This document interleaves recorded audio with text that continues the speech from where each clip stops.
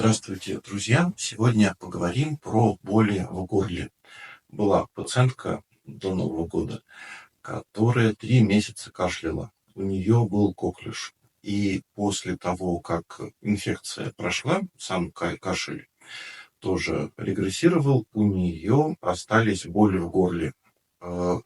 Боли в подъязычной области, в середине, где хрящи гортани, и ниже, ближе к еремной вырезке.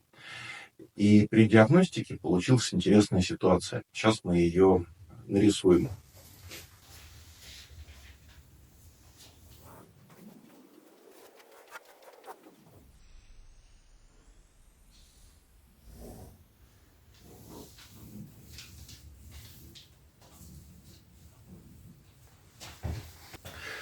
Итак, у пациентки была напряжена глубокая фронтальная цепь. Это хрящи гортани, это подъязычная кость, щитовидный хрящ,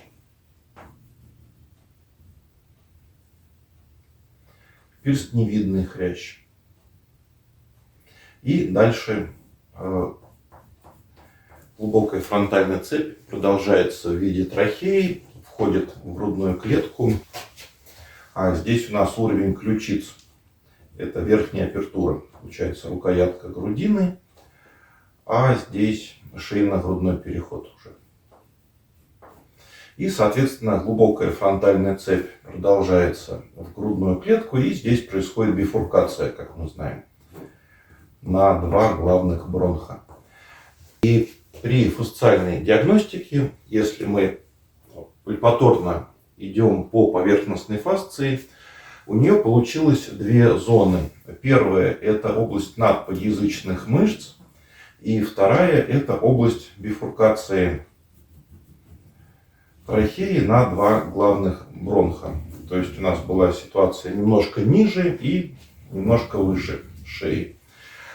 И эти две ситуации, эти две дисфункции получились уравновешены друг с другом. То есть одна поддерживала другую. Как можно выявить, когда мы находим какие-то парные дисфункции? Надо взяться одной рукой за одну дисфункцию, а другой рукой за другую дисфункцию. Войти с ними в пальпаторный контакт. И тогда мы почувствуем через некоторое время наблюдения, что одна дисфункция как будто расплывается и перестает быть такой четкой, или же даже начинает двигаться вокруг второй, как вокруг некого центра организации. А вторая, соответственно, становится более отчетливая, более такая явная. И вторая ситуация, вторая дисфункция получается первичная у нас тогда. И у нас первичная дисфункция оказалась связана с бифуркацией. То есть здесь была первичная зона. А дисфункция подъязычной области вторичная. О чем это нам еще говорит? Здесь есть интересный момент. Это парные дисфункции, которые уравновешивают друг другу, выстроенные по средней линии. То есть у нас есть глубокая фронтальная цепь, которая идет от петушиного гребня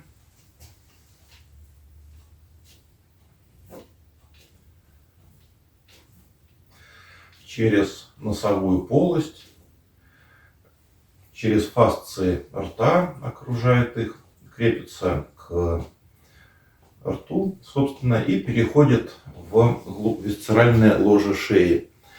И дальше у нас продолжается средостение. Да, здесь, если мы продолжим этот путь, он у нас придет к диафрагме, через перикардиально-диафрагмальную связку и дальше уже к брюшной полости, там, по серповидной связке печени.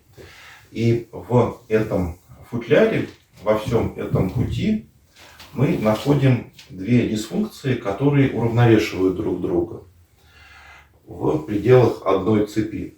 Но этим дело не ограничилось. И после работы с глубокой фронтальной цепью проявилась дисфункция заднего краниосакрального столба.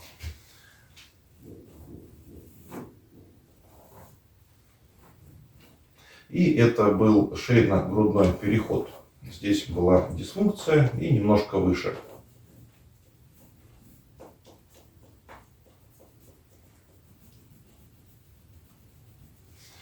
И дальше проявилось равновесие между передней фронтальной цепью и задней.